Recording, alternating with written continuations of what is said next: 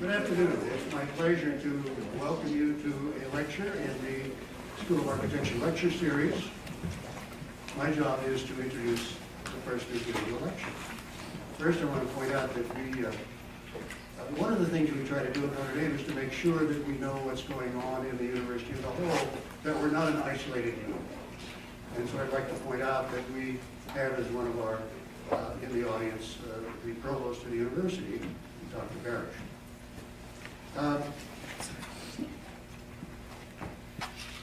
The first task of an introducer is to give some credentials for the person giving the lecture. Mary Campbell Gallagher, does that sound Irish? Grew up on the west side of Chicago. Went to the University of Illinois, and then went to Harvard Law School. Now don't hiss. I promised her I would tell no lawyer jokes. She then carved out a task in lawyering that keeps her in New York, where she tutors people for the bar exam. Now, living in New York, of course, you're constantly assaulted by this, that, and the other thing. And one of the things that one could find in New York in the 80s and early 90s was a bookstore that was operated by modernists in the Villa houses. And she wandered in there one day, and lo and behold, there was a copy, number 1, The Classicists. And she opened it up and found some enticing images in there. Didn't know that kind of thing was going on anymore. You know, she was like much of the world. Didn't know they're still doing that, and there are people doing it. And so she looked up, found out who these people were, and became involved in the classicists in the what's the name of it? They keep changing it. Yeah, the ICA, the Institute for Classical Architecture, with which we are in one way or another affiliated. The editor of the Classicist is our own Stephen Sims. And from that, she became involved in the recognition that this kind of architecture that we all value, we know it when we see it, and we value it when we're in touch with it. That's why you go to Rome, for example, is threatened. Now, Rome is not the only city in Europe worth visiting. There's also Paris. And Mary has visited Paris often and has discovered that they want to destroy it. And so she has done what a person needs to do, which is what the classical crowd did by setting up the ICA. She has recognized that there's a couple of different things you need to do, and that's what she's going to talk about today. They have to do with law, and they have to do with organization. The framework within which architecture operates. That's where it operates. Much more important to understand all of that. Maybe that's the wrong emphasis. As important to understand that framework as it is to understand what goes on in studio in order to make the beautiful buildings that make beautiful cities, that make places that we can love and in which we want to live. And Mary Gallagher is fighting for that in Paris, and she's going to tell us that story. Mary.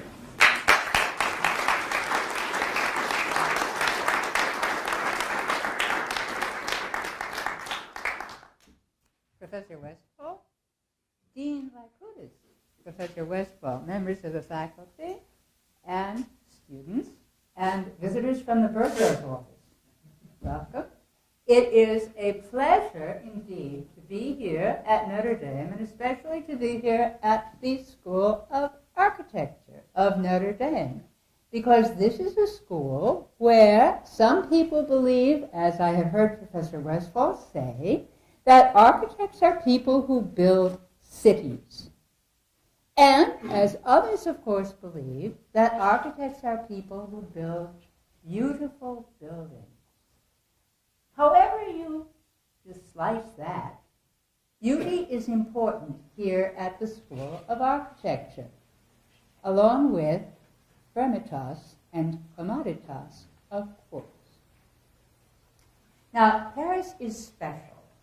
So is Rome, but Paris is special. And when I say to people, I'm going to Paris next week, they say, take me with you. But if it's London, Amsterdam, Geneva, they say, let me get back to you about that. But Paris is something very special, and Americans tend to think that it will always be beautiful and it will always be different. However, cities across the world have begun to be influenced by or bought by or investigated with corporations that build buildings everywhere that look exactly the same. Will Paris be next? We say we'll always have Paris, but will we? Today I am going to tell you about two preservationist battles in Paris. Two of many, many preservationist battles ongoing in Paris, two of the most important. One is the threat of countering the threat of inappropriate skyscrapers at the edges of the city. And the other is the threat of aggressive, rupturous, modernist intervention in the center of the historic core of Paris. I'm going to tell you three of the things that I have learned about preservation, being associated with it in New York and in Paris. Number one, preservation doesn't get accomplished. It doesn't get done. The same fight is fought over and over again. Number two, lesson number two, is that the media are less reliable and more important than you think. And number three, that the law, and I'm a lawyer, the law is more malleable than you think.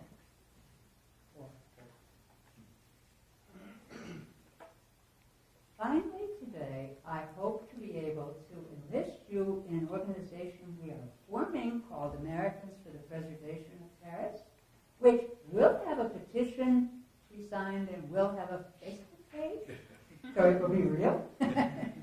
And I will be sending Professor Sem's information about that, and so when those things are ready, Professor Sems will let you know. Connor Moran is doing a wonderful, just thrilling, he's doing a counter-proposal for one of the tower projects, and I would love to have all of you involved in saving one of the most beautiful cities in the world, Paris.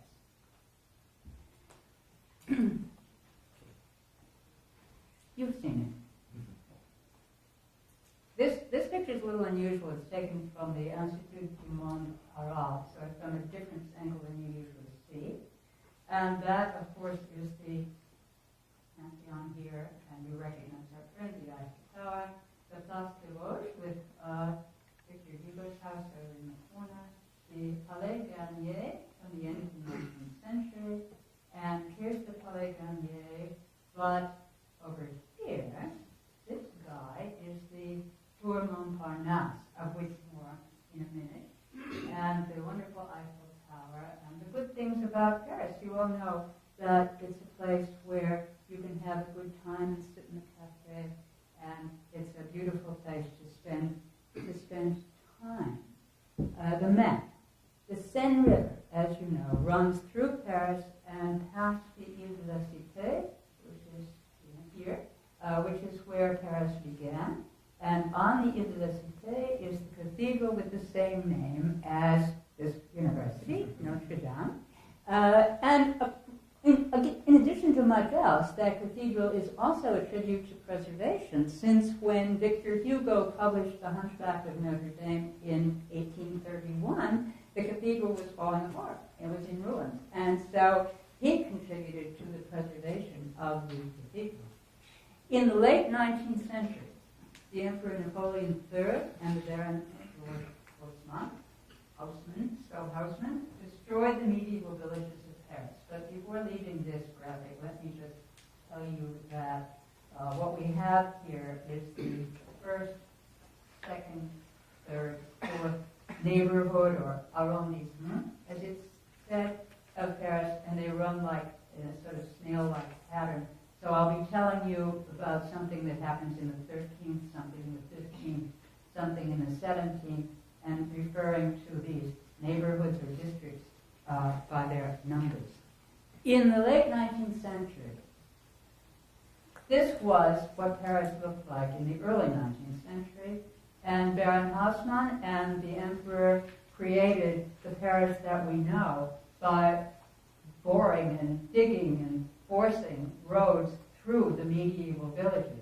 What I especially like about this image is it shows you these men, thousands of them, who were digging their way across medieval Paris by hand. Everything was done by pickaxe and by shovel, and they had donkeys that carried the trash away. This was not done with dynamite, it was not done with earth movers, and it was a huge achievement. He was the demolisher, Baron Haussmann. And we get, in the end, we get the wonderful cafes, which he instituted or endorsed, and beautiful broad avenues like the Avenue de l'Opéra. And Paris is a place where you have a good time. It's where you go to have pleasure.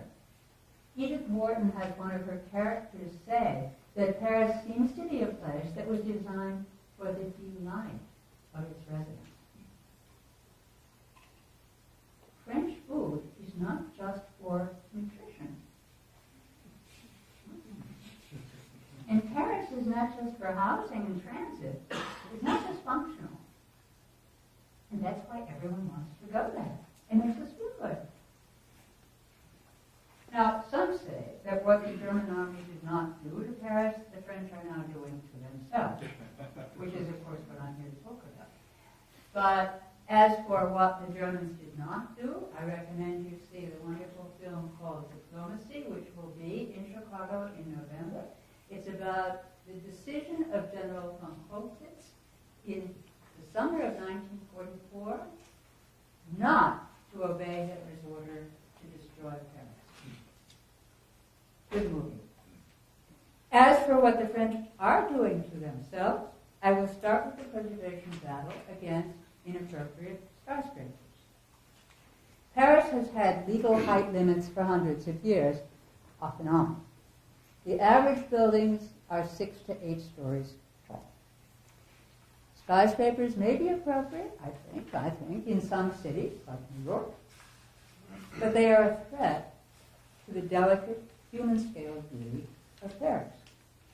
And it's not a new fight for Paris. The same fight keeps happening over and over again since the beginning of the 20th century, when skyscrapers began to be built.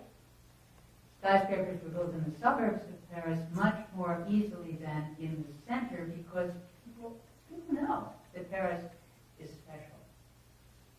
But, isn't it? But here is the kind of threat. This is obviously photoshopped. This is the kind of threat that we are concerned with.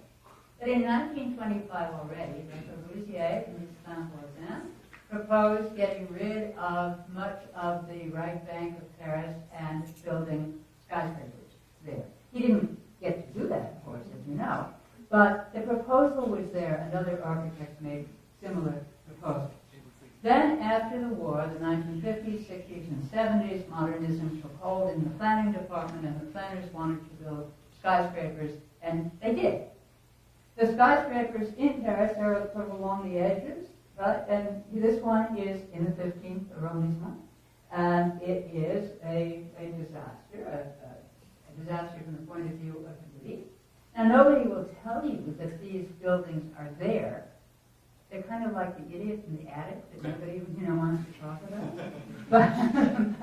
But Paris does have skyscraper housing, and it's there. You can go and see it.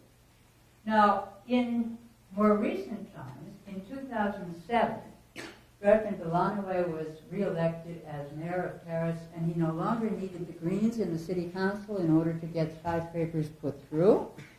He was ready to have skyscrapers. In the same year, Nicolas Sarkozy was elected president of France.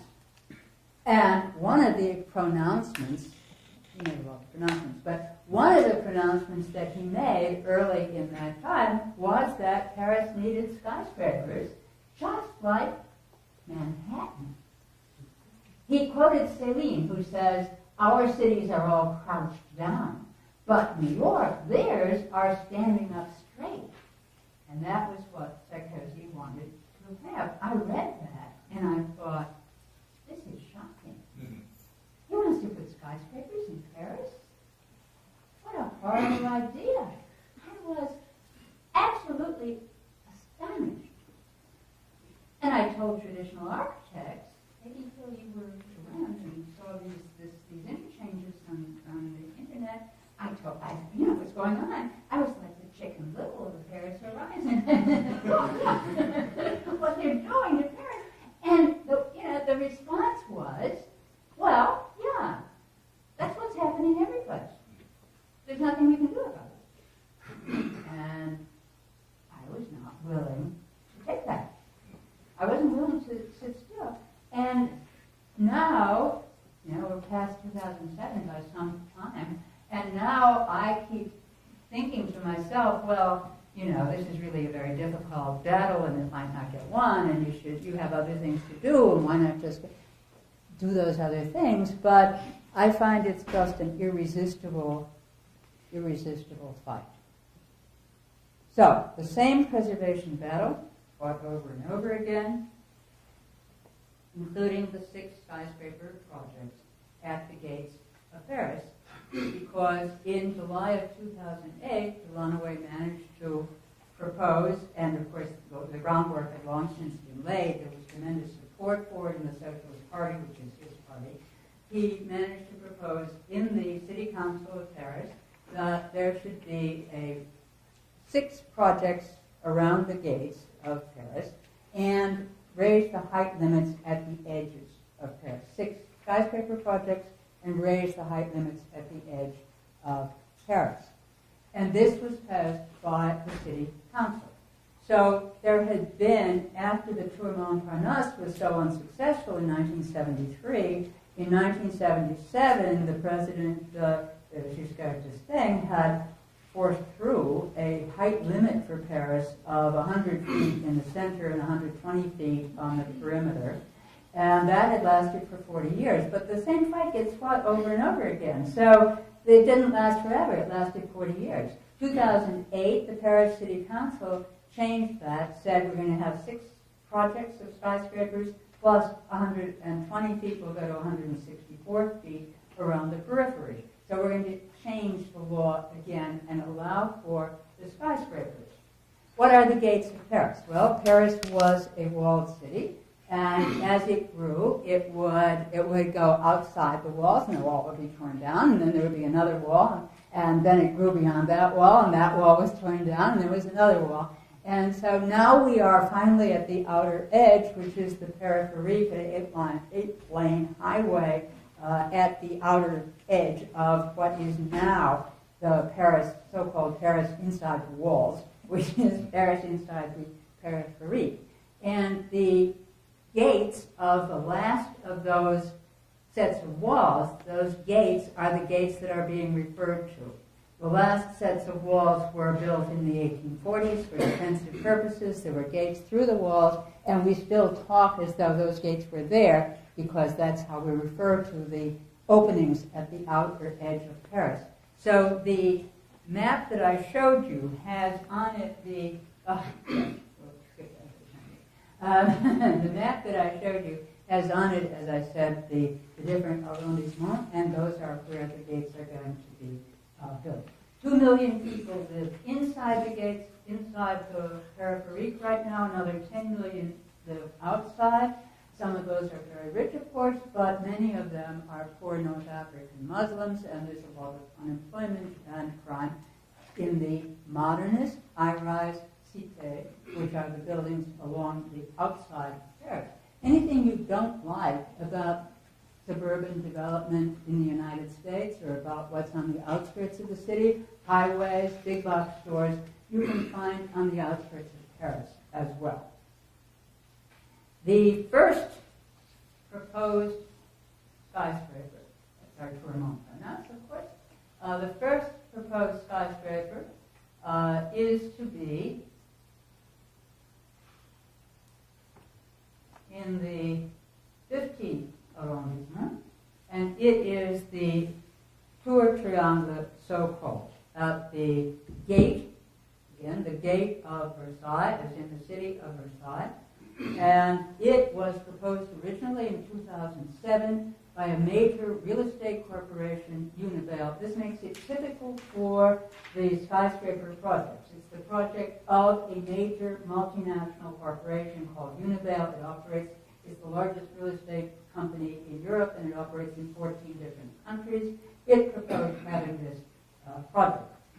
It also was proposed that there would be a world-famous architect who built the building. And so, in due course, Herzog and de Meuron from Switzerland were chosen to build this building. Herzog and de Meuron are Pritzker Prize winners. Are there any, that's it, sure, any Treehouse Prize winners in this story?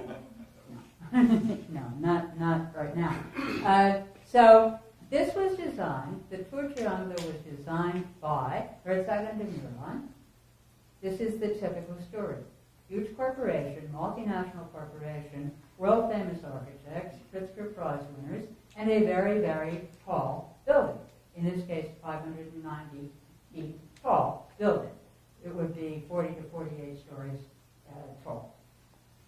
It is almost as tall, well, it's two-thirds the height of the Eiffel Tower, which is 986 feet tall. Let me give you a comparison for the height. Obviously, very tall building. But here at Notre Dame, you have the Golden Dome.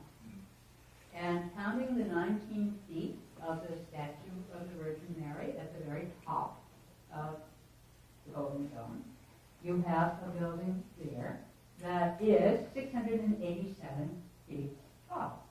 So what you would have is or 187 feet tall, I'm sorry, 187 feet tall. So the Tour Triangle is 3 times taller than the Golden Dome. Gives you an idea of how big it is. And if Father Jenkins wanted to build a building on the campus here that was 3 times taller than the Golden Dome, I think there would be, forgive the theological language, there would be hell.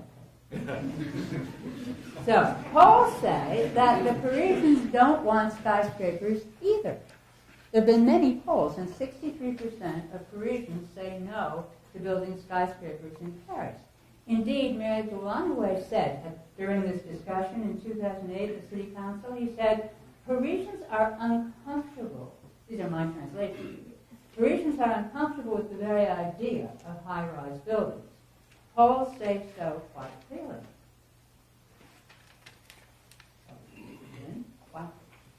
But the duty of public officials is to be guided by the general interest rather than polls. So this is in the general interest. That is yet to be understood. There's the Tour Triangle. It's on a little sliver of land inside the Park of Expositions at the Versailles Gate of Paris. This is an exhibition hall. This is an exhibition hall. The Park of Expositions is an extremely important part of the economy of Paris. It's one of 2 main exhibition spaces in Paris. One of the reasons why Paris is the most visited city in the world is that so many corporations and associations have exhibitions there, either here or in the other main exhibition space. This is the exhibition space that is used every year for the agricultural event in March, which is I highly recommend, a very wonderful event with animals and lots of things for children to do, and they have it all here. So it's a very important space in the city. And they just found this tiny little, tiny little space. I think it's 45 meters back to front, so 150, 175 feet. And they're going to put this thing there, and which required demolishing part of the other building, which is causing trouble with some of the exhibitors. However, the government is passionate to have skyscrapers like that triangle. Here's the second project. This is the Courthouse. This is designed by another famous architect, Renzo Piano, another Pritzker Prize winner. Another corporation is sponsoring this. It's a government project. It's a national courthouse. But there is a public-private partnership with Bouygues, which is a leading communications company in Europe, multinational corporation. And according to the terms of the agreement with Bouygues, this will be an extraordinarily expensive project. It's $680 million building, paying $117 million a year in rent for 27 years. And France has economic problems, so they really want this building. Who doesn't want it is the lawyers who were supposed to use it. They don't want it at all. And they have been, you know how lawyers are, they've been litigating for a long time not to have to move because they like the Palais de Justice. And so middle of the Seine, middle of Paris, center of justice in France for hundreds of years.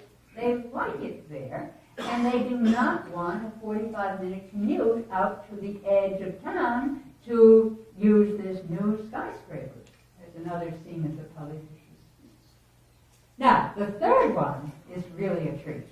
This is it's a little hard to understand, but you will observe that all of these buildings, each of these buildings is weird in its own way. Right? We've got a triangle, we've got a set of boxes for a courthouse, and now we have two off-kilter buildings that are kind of bent at the top. I mean, it really gives you pause. This is a view of the maquette of the entire development. This is what I was looking for yesterday. This is something that is set up on a table that shows the entire area under development around that third building, the Duo. But again, it's a major multinational corporation, in that case a Canadian corporation that is building it. It is, believe it or not, this is a famous architect, Jean Nouvel, and again, a Pritzker Prize winner, certified, famous architect, and there is no known use for this yet. There are, I mean, that's one of the big puzzles about this entire enterprise of building skyscrapers that Delanoë was so enthusiastic about, and that is that there is no need for these projects. They're just passionate to have skyscrapers, and if they can have an unusual, what we call innovative, I think innovative is the word, an unusual shape, so much the better. Now, here are the arguments as I understand them.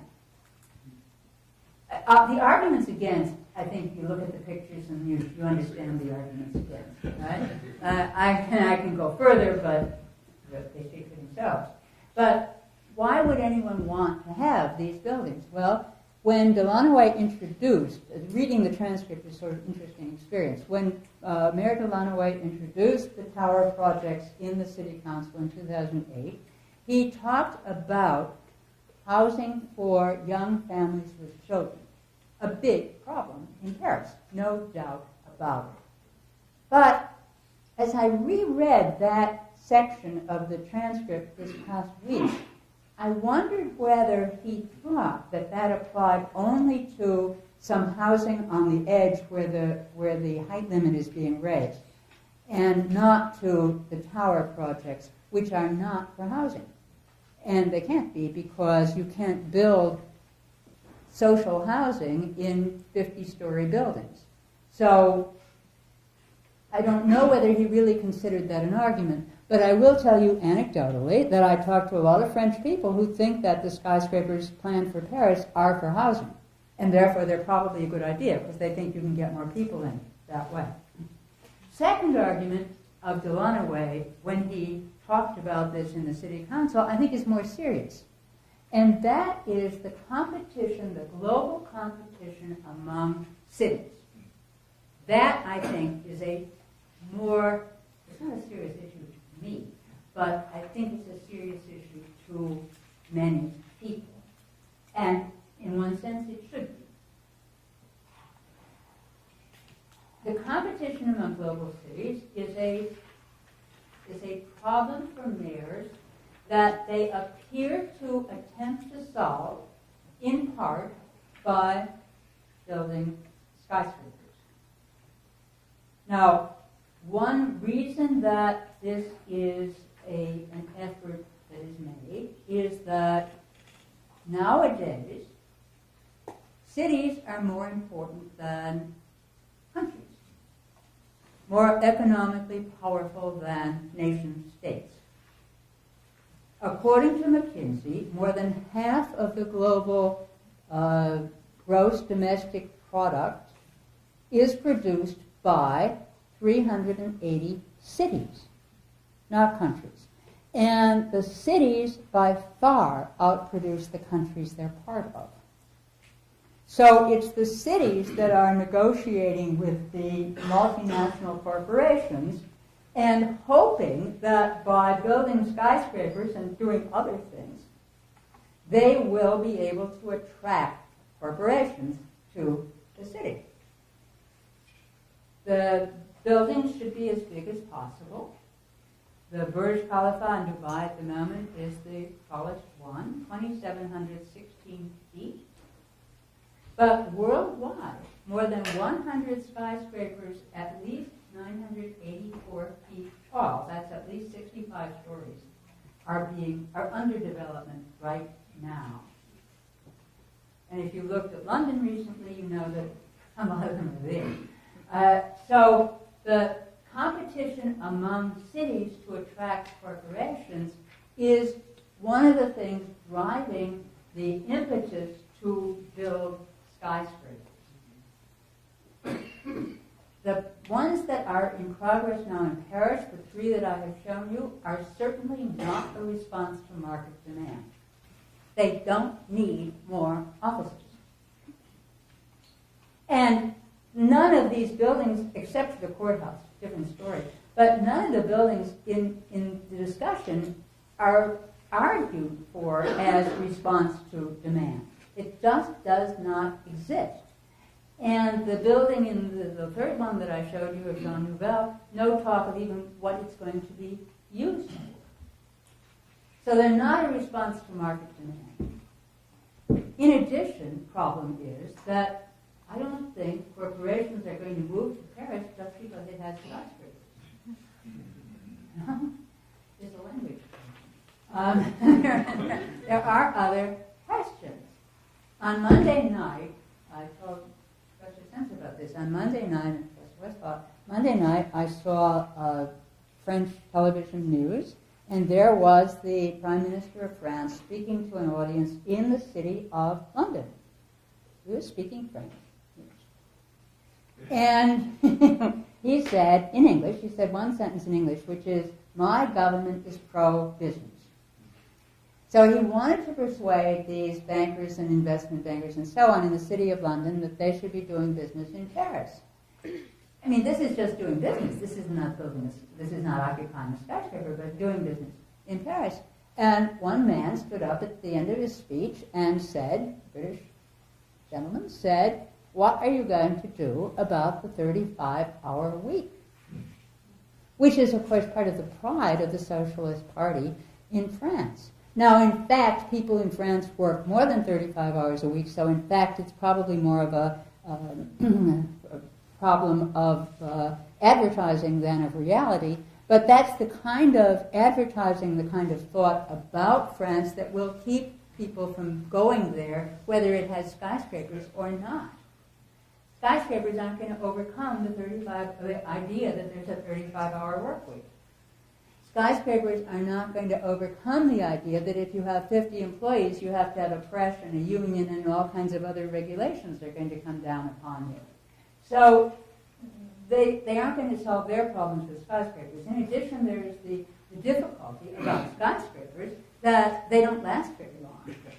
And there is a second difficulty about skyscrapers that a lot of corporations don't really use offices very much anymore. People work at home, or they work in different places, and they use sort of office hotels. In any event, not mentioning other problems, skyscrapers might destroy the horizon of Paris without getting what was bargained for, which is that Paris would advance in the global competition, which now has New York at the top, followed by the City of London, followed by Asian cities, Hong Kong, Tokyo, Singapore, Shanghai, and then way down is 7 or later is Paris. Now, other things about skyscrapers you already know. About density, for example. Everybody thinks, well, we build a skyscraper and put people in there, even if housing, we're talking about housing for the moment, put a lot of people in there. In fact, in Paris, because there is space between the buildings, putting people into skyscraper housing, even if we were going to do that, would not add to the density. Paris is already the densest Western city ever. It is 5 times denser than London. It is denser also than Mumbai. It's denser than Cairo. It is a heck of a dense city. And that's really why it's so much fun, because there are a lot of people out on the street. It's really part of the fun. Let me demonstrate this in a sort of unusual way, and that is, look at the size of Paris inside the periphery. It's 41 square miles. How big is South Bend, Indiana? 41 square miles. Same thing, right? Just like Paris. However, in South Bend, Indiana, there are 100,000 people. In Paris, inside the periphery, there are 2.2 million people. So you just take South Bend and add 2,100,000 people, and you get a place that's just as dense as Paris. You all know that if you give a party, you want to invite more people than will comfortably fit into the space because it's more fun that way. Well, that's how Paris it's like a party. So the sustainability problems with skyscrapers, I'm sure that you are already aware of, but let me point out how that is part of the demonstration that these buildings are not for market demand, they are not for any practical purpose. They are only to have skyscrapers, and the stranger, the more innovative the shape, the better. Take the Tour Triangle again.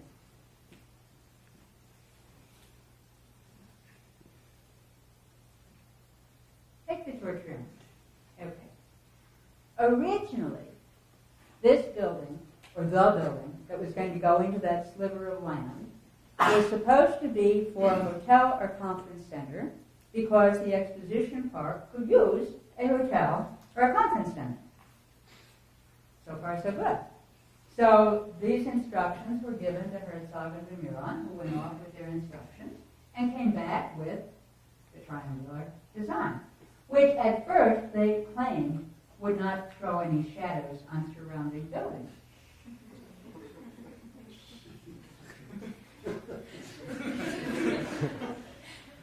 Their shadow studies were all done in the spring at noon. So we're going to leave that argument out of it. In any event, they came back with the triangular design. Now, the problem with the triangular design is what you want is a conference center or a hotel. And that problem is you don't have a lot of use for the pointy part of the triangle. Right? So maybe you've got only a couple of floors and then another 35 to 40 floors up above, which aren't going to be much use to anybody because you also have ingress, egress, fire safety, and so on. So the architects proposed the triangle, the shadow-free triangle. They proposed this. Paris said, fantastic, I love it. That's what I have. Then the problem came up, we can't use it. So some people would think that the solution was, well, you change the shape of the building. How about something square? Even round would be good. Well, you can't get something round in that space, but how about something rectangular? That we can use for a conference center or a hotel. No, they didn't do that. They kept the shape and changed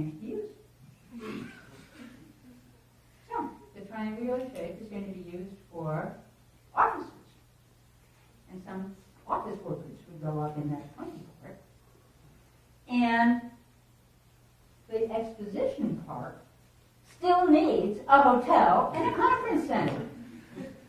So they're going to do that someplace else, nearby.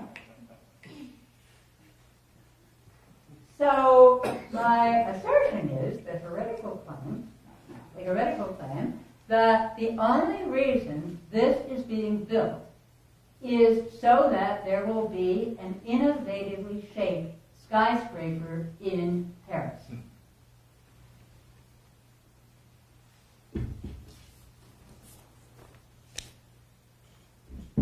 Meanwhile, they are throwing money at the architects and the developers. The Canard Enchaîné, which is a satirical newspaper, so popular that it takes no advertising. I mean, this is a really popular newspaper. This newspaper, the chain, revealed that the city had received 3 estimates of the value of the land, that they were going to rent the land for the building. They received from various estimators and accountants 3 estimates of the value of the land, different estimates, to charge to Univale, the developer, and they chose the lowest price to charge.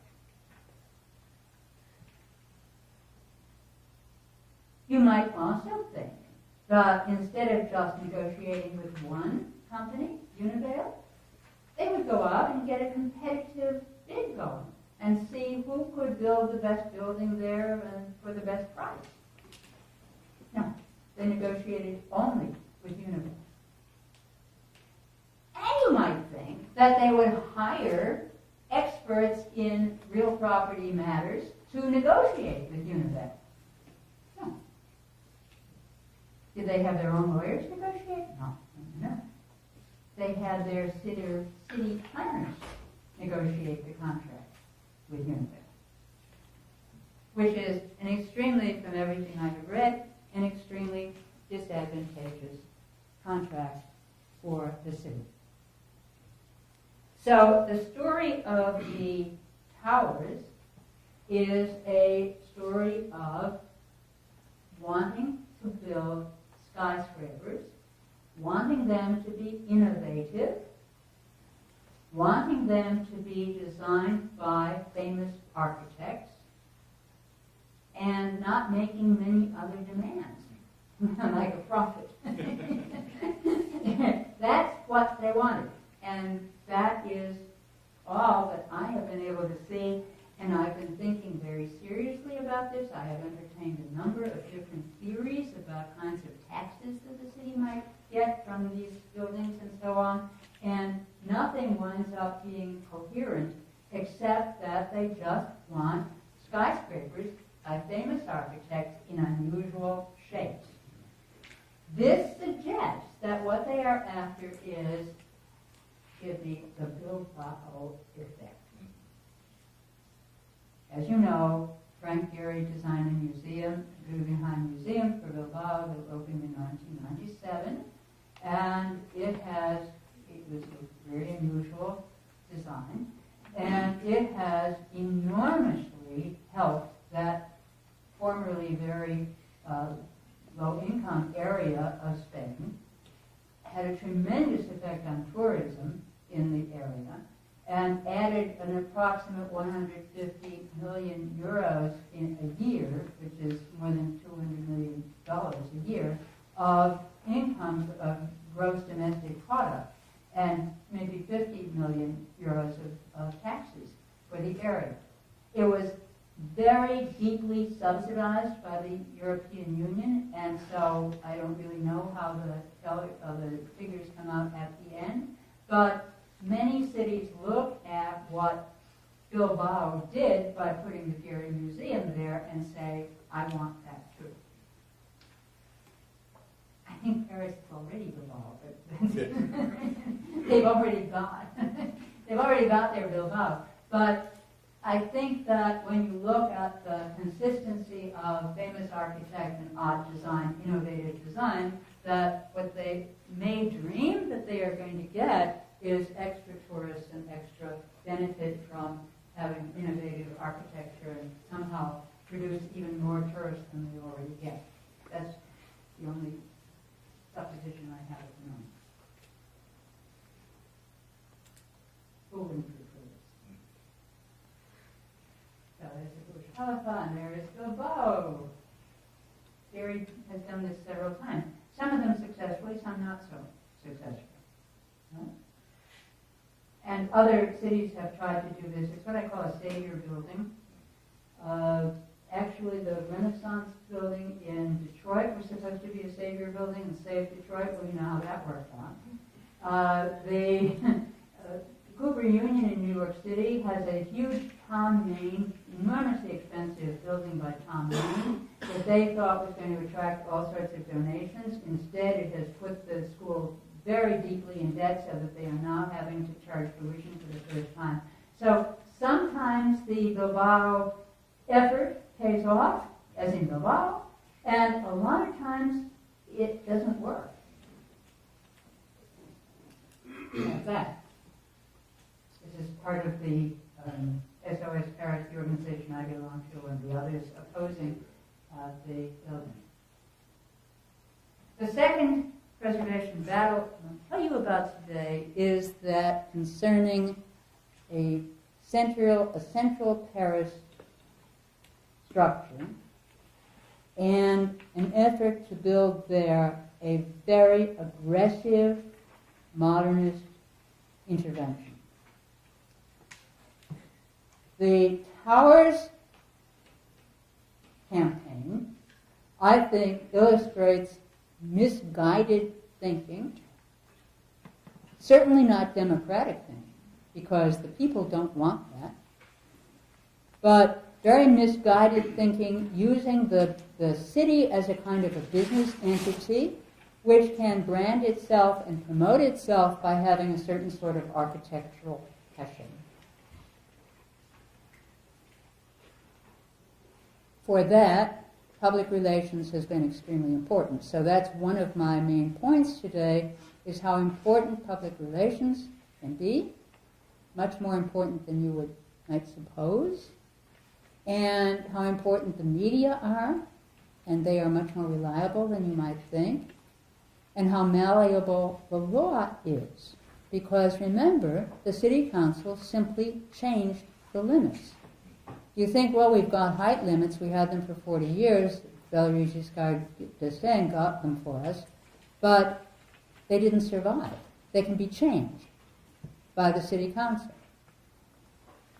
For those of you keeping track of the politics of the parties here, like Professor Sims, let me remind you, just emphasize, that the skyscraper partisans here are the socialist former mayor of Paris, Gallagher, and the center conservative former president of France, Sarkozy. The one thing they agreed about was that Paris needs skyscrapers. They are totally in opposition from every other aspect that I know of, politically. But Paris needs skyscrapers is the one thing they agreed on. The Samaritan conflict and campaign is another matter entirely. Because this is not talking about the edges of Paris, it's not talking about the horizon, it's talking about what the streets look like as you walk down those crowded streets in the center of Paris. The Samaritan is a structure, or a set of structures, really. It's many structures tied together in central Paris. Historic building. And it is being developed by LVMH, which is a luxury goods conglomerate, owned in large part, though it's now publicly traded, by the richest man in France, Bernard Arnault. It is a huge power in France. And if you're sitting there now with a Louis Vuitton bag by your side, right? Or if last night you went to dinner and you drank Moet et Chandon champagne, or you wear Celine or Prada or any of the other dozens of companies that are owned by LVMH, then you have been affected, and you've been affected every time you've gone to a high-end shopping district, by the power of LVMH. Paris is this needy little city. LVMH is a giant in Paris. At the time I'm talking about, one of their executives was also the deputy mayor. We don't talk a lot about conflicts of interest. Probably better just to leave that alone. But this is the side that's on the river of the Samaritan project, so-called because there was a well at one point on the river here, and it was referred to the biblical Samaritan. This side would not be affected. Various other things would be affected in the project, raising the roof, putting in apartments up above, and so on. And the other side, the back of the project, is on the Rue de Rivoli. The Rue de Rivoli was originally devised by Napoleon I, and it's famous for having these wonderful arcades along the side. Everybody loves the Rue de Rivoli. It faces the gardens, and it is handsome. This is not entirely a before picture, it's an almost before picture.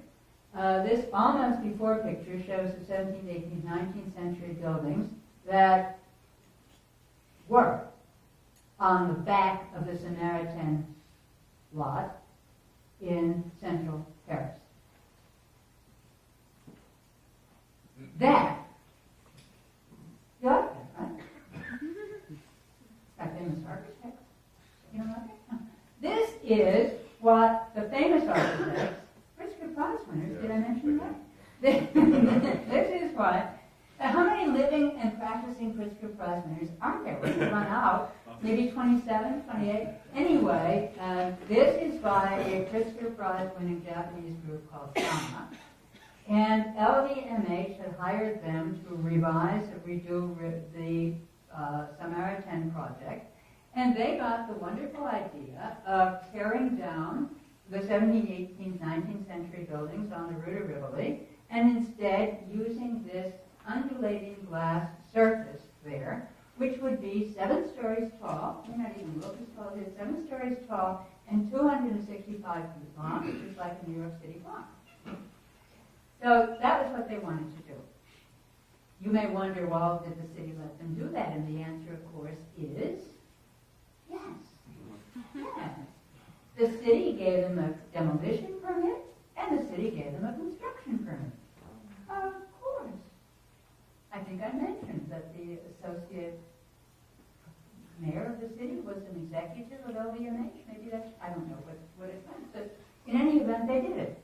The opponents of this project, they didn't build it yet, but they wanted to. This is the proposal. And the opponents call this the glass shower curtain.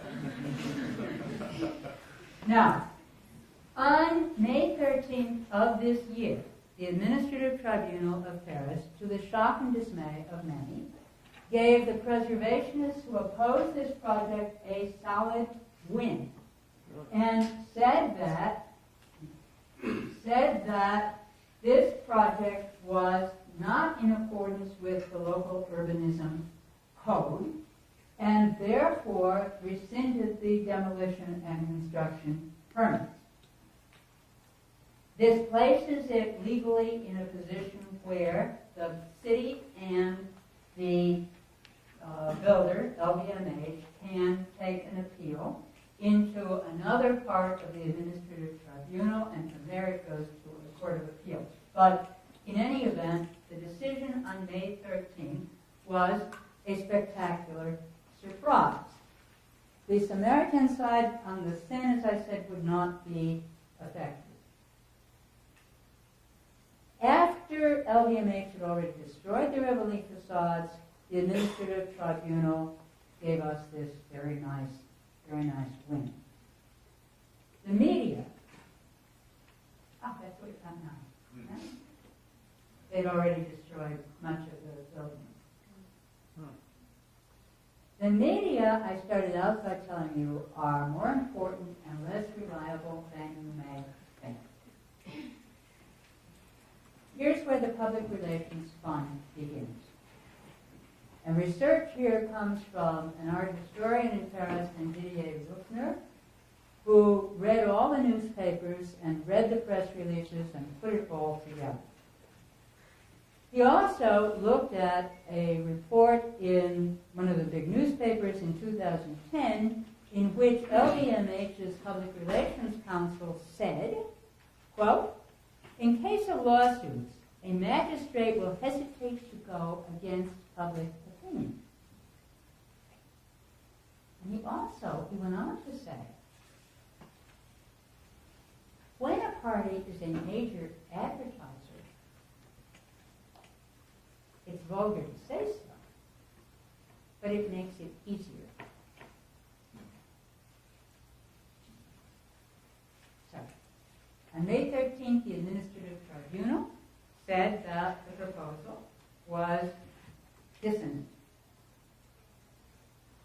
On May 20th, LVMH issued a press release. It did not go to the website, it went only to certain members of the press, that made the following three objections to the decision of the Administrative Tribunal. A, the judgment rests exclusively on considerations that are aesthetic and subjective.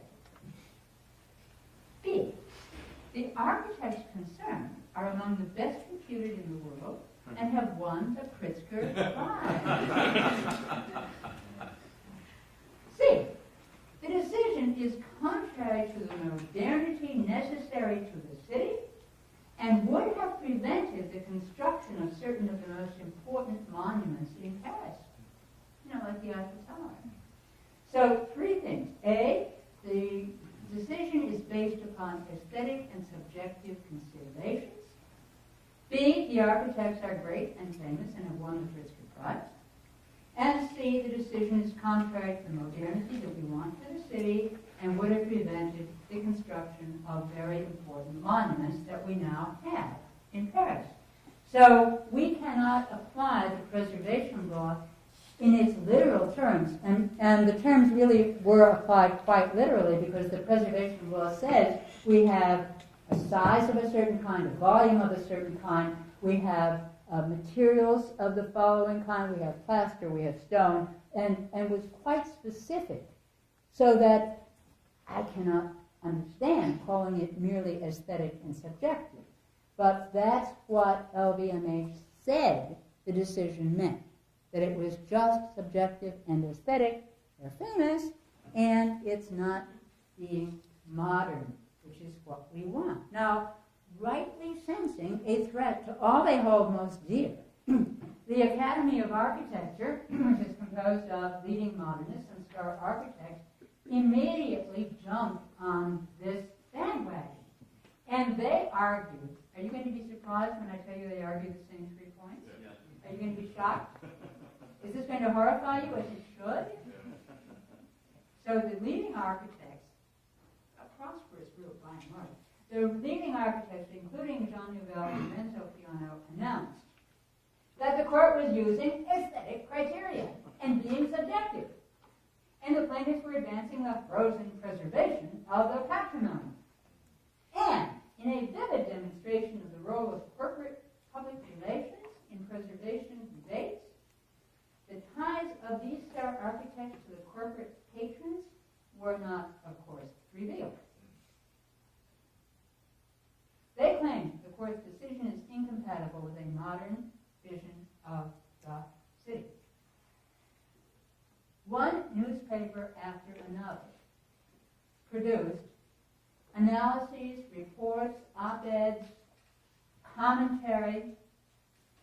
Do you think it was independent and based upon visits to the site and examination of the paperwork? Well, if so, it's a spectacular coincidence. They produced exactly the same sorts of results.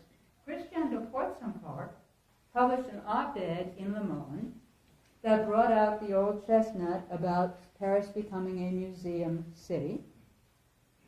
And he did not mention in his op-ed or in the ident at the bottom that he had built 2 multi-million-dollar buildings for LVMH.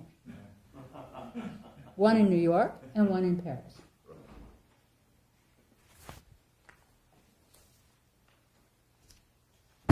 In response, there wasn't much opportunity given to opponents. But let me just persuade you for a moment, attempt to persuade you of how unified the opposition was, rather of the newspapers were. And I hope you all know that television news is almost never based upon independent reporting. It's usually based on what's in the press, in the newspapers. So everything came out this way. L'Opinion on May 22nd said, A sort of Sharia. isn't that terrific? I like that very much. Thank you very much. Paris Match on May 31st said, condemn Paris to decadence and the legend starts. On May 19th, Figaro said, preserve this museum city. On May 23rd, Le Monde said, congealed in formaldehyde. and on June 4th, Telerama said, plunge into formaldehyde. formaldehyde, a lot of that going on. So, somehow or other, the media all came out with the same 3 points as LVMH's press release.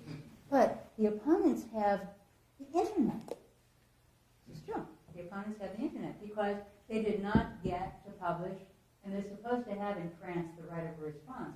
They did not get to publish much of a response.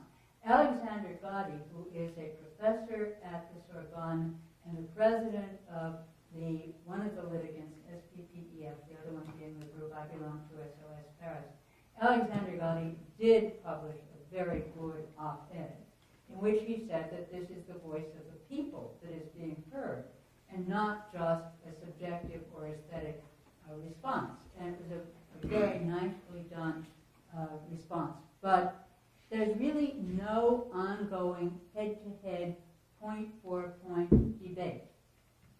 So I began with the point that preservation doesn't get finished. We've got a law in Paris about preserving the center of Paris.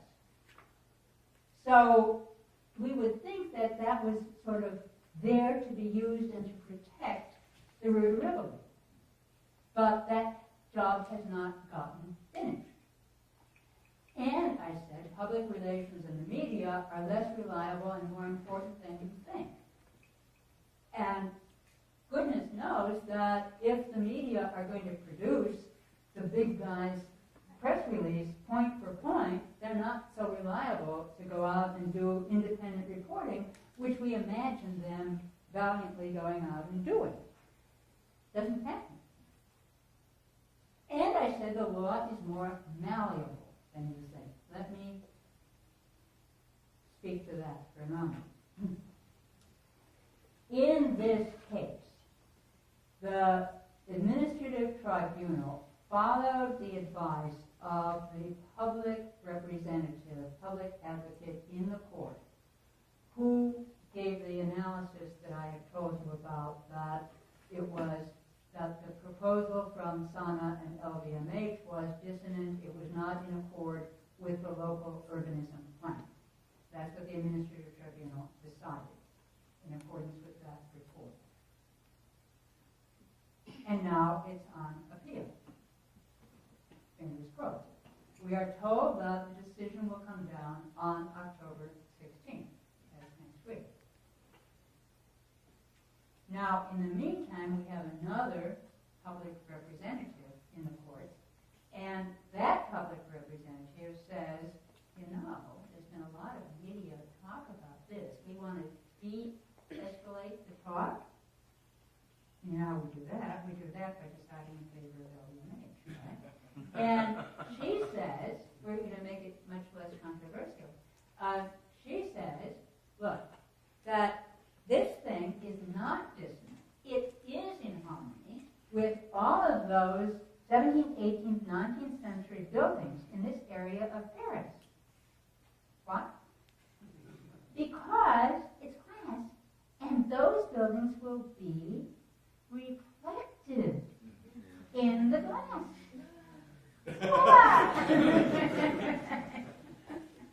So if you put up a mirror next to anything, it will be okay. So that's the argument that is being made. That argument was also made by LVMH in the administrative tribunal, of course. And that argument was made by some of the star architects who spoke to the case. It's a lousy, stinking argument. But it could be a winning argument. As well as LVMH's PR counsel said, judges don't like to go against popular opinion. This is true. Very few cases you find where the judges have decided something totally contrary to popular opinion. And where it's a major advertiser. Vote here to say so. But it makes it a lot easier. And LVMH is nothing if not a major advertiser. So I am concerned about what sort of decision will come down on October 16th, and I have another reason for that concern. And that is that in a not totally dissimilar case, a few years ago, LVMH, again, I thought you were a major influence in Paris, in a not totally dissimilar case, LVMH a few years ago proposed building a Gehry designed museum in the Bois de Boulogne. That museum just opened. You might think, how can there be a private museum in a public space and one that is a national landmark, like the Bois de Boulogne, a big park? How can that happen? You might think that. For a while. For a little while. There were, unfortunately, the litigants in that case acted too slowly, and they didn't bring their case in the administrative tribunal until after the spades had entered the ground. But there was a case brought, and the litigants won in the administrative tribunal. The opponents, who were for the sort of ad hoc group for the defense of the Bois de Boulogne, they brought a case. They said this museum is going to be built on a road. That's impermissible. It's going to be built in a landmark area. Impermissible. And they won in the administrative tribunal. Did we wait for the decision on appeal? Because, of course, LVMH and the city appealed. No, we didn't wait. The city council changed the law. Now, you can't do that in this country, but lots of other things at the same time do happen. And the city council changed the law while the case was on appeal. They just changed the law. But that took care of those pesky residents, right? And their rotten little landmark case. We're not going to have to pay much attention to them anymore. And so the litigants, the residents, the preservationists went to the Constitutional Council, which is the highest level of appeal in France. They went there and asked for redress, and the Constitutional Council refused to help them and said that it was a matter of general interest. The project was a matter of general interest. So the museum opened in September. So applying that precedent to the current Samaritan dispute, we have also won this time in the administrative tribunal, but applying that precedent, I do not necessarily expect a favorable decision at the next level, at the next court level. And so, again, this is the point that I want to bring home to you today, that we have law, and France is just swimming in appropriate laws. I mean, it's got zoning protections, it has historic protections, it has environmental protections, it has building have laws. But they can be changed. And they can be perverted. And the arguments can be made like, you see the reflection in the glass? You know, the arguments can be made that completely distort the original intent of the statute. So to succeed, to build in a lasting way, to preserve effectively, requires political help, political support, political power. Because the people who want to build innovatively and the people who want to build in a way that supports rupture have that political power, and they use it. And that political power is supported by public relations, very, very effectively. Which means that some of the most successful campaigns against inappropriate, you name it, the most successful campaigns against inappropriate whatever, whether skyscrapers or other interventions, have required some sort of street theater or some sort of international intervention that has absolutely compelled the media to report. Because they won't do it on their own. On their own, they're reading the developers' press releases and typing or copy and paste. On their own, they are not going to come to the conclusion that as traditional architects, you would probably most favor. In St. Petersburg, there was the Gazprom proposal, Gazprom Tower proposed, and that was defeated partly with the support of UNESCO and the World Monuments Fund, as well as with enormous amounts of street theater. In Venice, the art newspaper got involved in opposing a tower that was going to be built across from St. Mark's and would have overshadowed St. Mark's. So, and there was a lot of political opposition. But it is a question of political power and political will, and not just a question, is unfortunately, not just a question of being right. So, what I hope you will come away with is a commitment. You're already in the right camp. You're in the right architecture school. You're doing it all right. And a commitment to an awareness of the world that is not in our favor, not just because people kind of like modernism, but because there are political currents that support using, quote, innovative architecture for commercial and corporate purposes, and which are not going to favor your cases.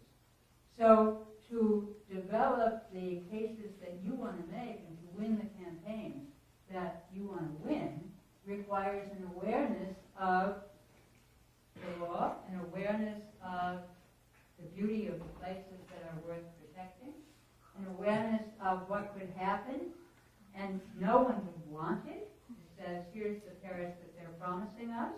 This was done by the assistant director of SOS Paris, the organization I belong to in Paris. And this is the UNESCO headquarters. I wish that UNESCO I wish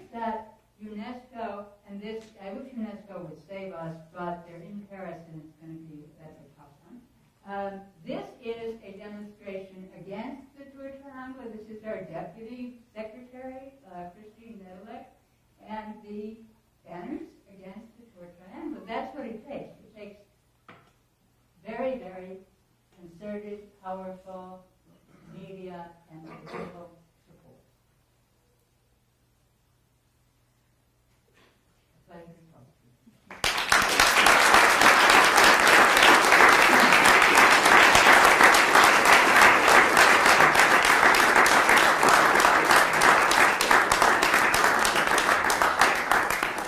I will be telling Professor Sams when we get our petition and our Facebook page for Americans for the Preservation of Paris. I hope you will want to sign, promote, make it go viral, and help from the small through every effort you can make to help preserve Paris. Rome is a very wonderful city. But think about Paris. And Rome could be nice. Thank you all.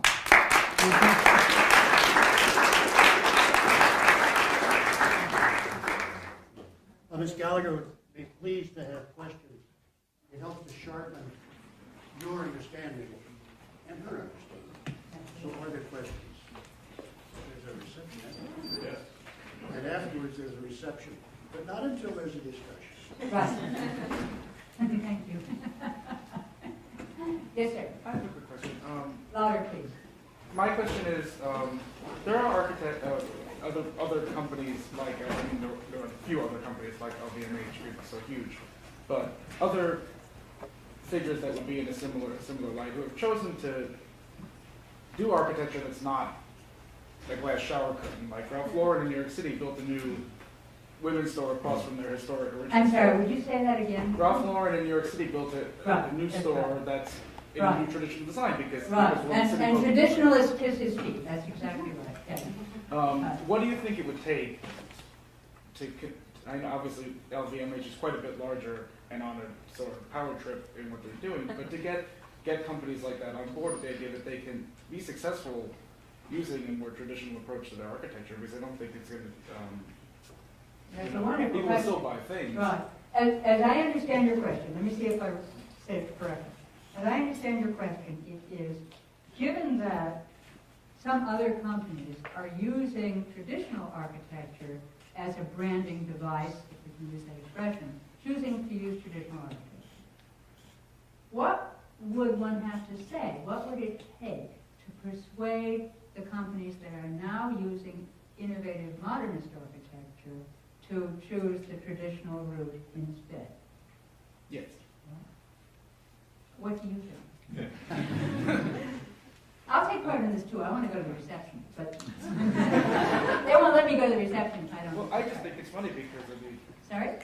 I think it's ironic because LVMH sells products that are supposedly based in tradition. Most of the companies that they own have a very long, strong tradition of what they're doing, and based out of and most of it's not modern, using traditional techniques of making things. So it seems to me that it would be logical that traditional architecture would make sense with those type of luxury products and things, but I guess, it's not modern and it doesn't sell advertising when you put your champagne bottle next to a traditional building, I guess. But I think that your analysis is painfully correct.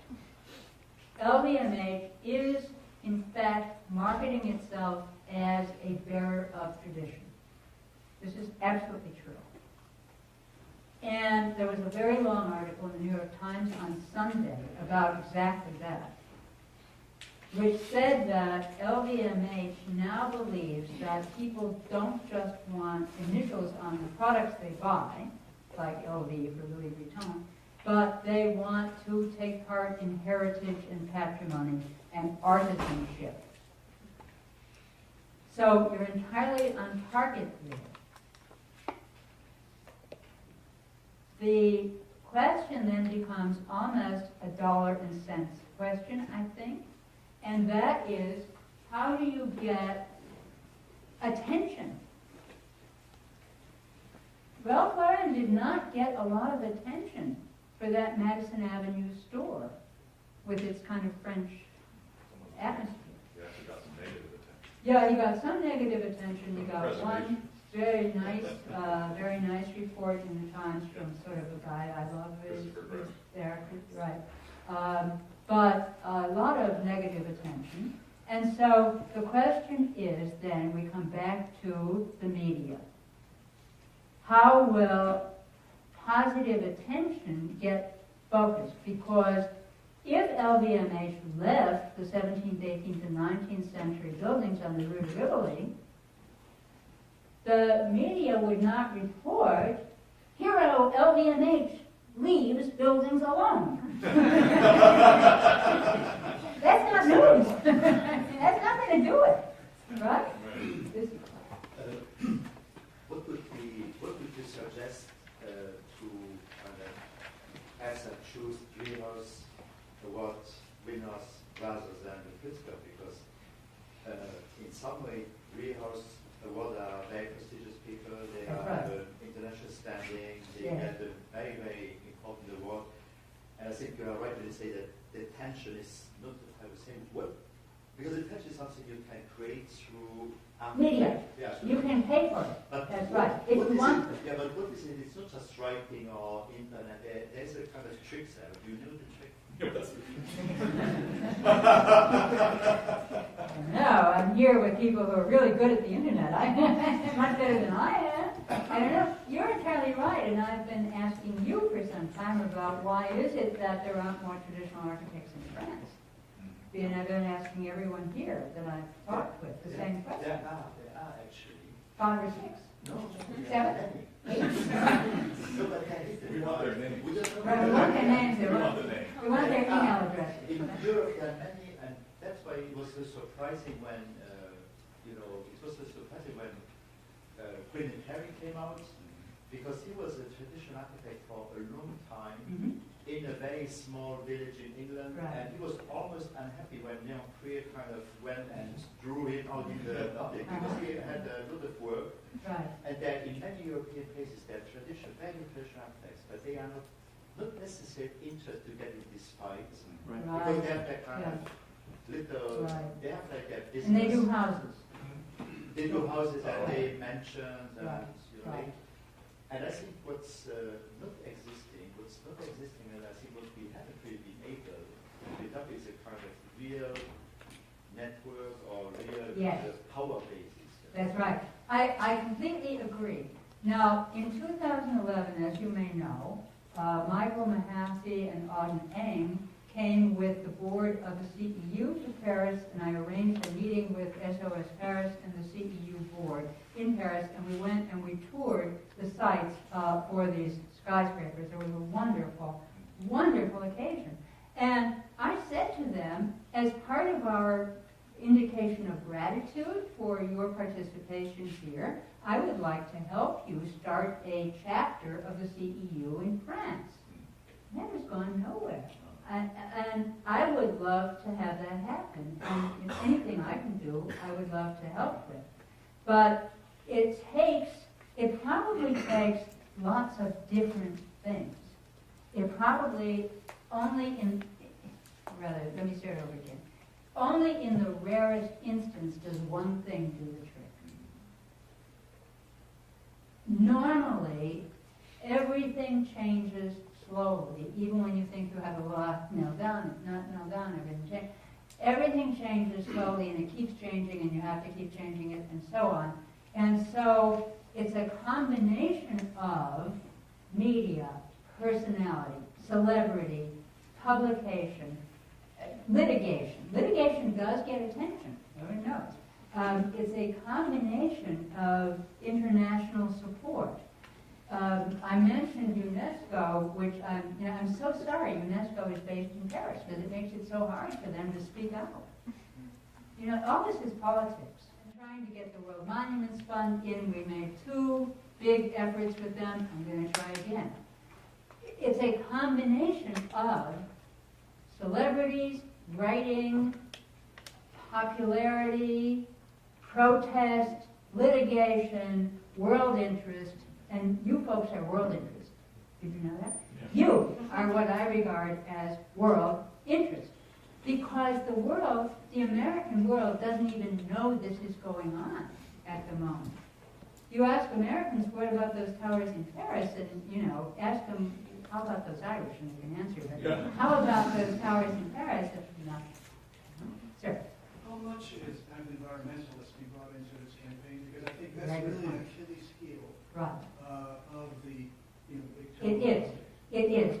And it should be. Just simply considering the argument of the relatively respective embodied energies Of the materials. That's right. traditional, Just getting them there or tearing the building down in 40 years or however long it lasts, and running it in the meantime. You know how many days of full sunlight Paris has a year? 54. Don't plan on running your water coolers with your solar panels. It's not going to work. The problem is, I mean, there are laws. This is another case where the law is more malleable than you think. There is an environmental law in the EU, there's an environmental standard like the LEED standard for the EU that buildings can qualify for, projects can qualify for. There is an environmental law in France, the Grenelle of France. There is a plan climat in Paris for the environment. And they are very nice, strict standards. The law is more malleable than you think. People said to the mayor, now there's a new mayor, by the way, and Logo. They said to Mayor Delanoë, what about the Grenelle and the plan climat and the 50 kilowatt hours per square meter per year standard that we're going to have? And the mayor said, those aren't laws. Those are targets. Right? The laws are malleable, and you think sometimes it isn't even law. Right? You thought it was. You got it passed, and it turns out it's not even law. So, I want to thank all of you for coming here, for staying here, for asking questions, because now we get to go to the reception.